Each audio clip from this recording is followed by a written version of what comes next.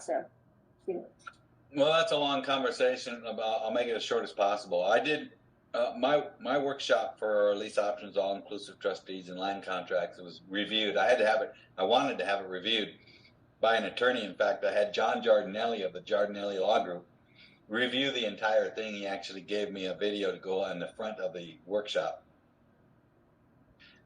This took a long time to learn.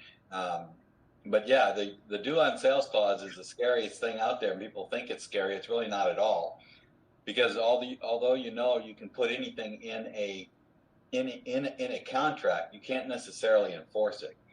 And the fact that there has never ever been one due on sales clause to allow to happen, or that allowed to be happen, just simply because the transfer of title has occurred.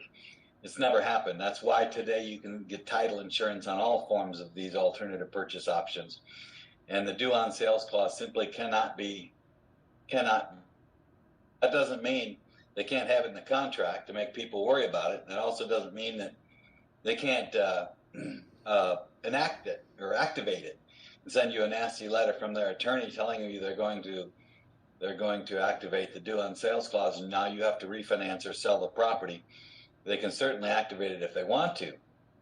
But again, you can put anything you want in a sales contract. For example, you could put in a sales contract that if you defaulted on the loan, that you'd give your firstborn child to the lender. You could do that.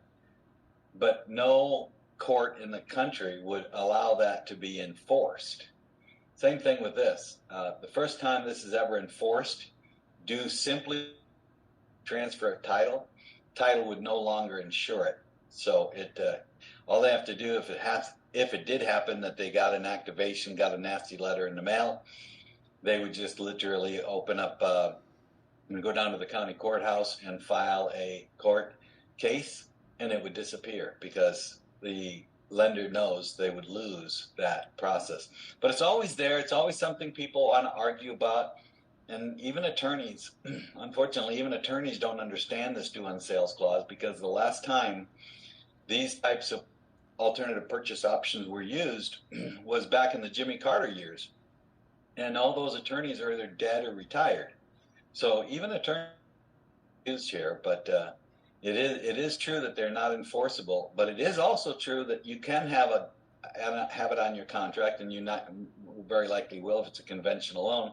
And it's true that the lender can activate it. It's just true. It's also true that the lender cannot enforce it as long as that's the only thing that's in default. The fact that title is transferred, the insurance is being paid, the mortgage payments are being paid, the taxes are being paid, the house is being kept up. All of those things the lender can foreclose on or enact some type of a issue with the contract. But that's the way I explain it, is trying to explain that you can put a firstborn child, you lose your firstborn child if you default. You can put that in the contract, actually demand your baby or your firstborn child if you defaulted.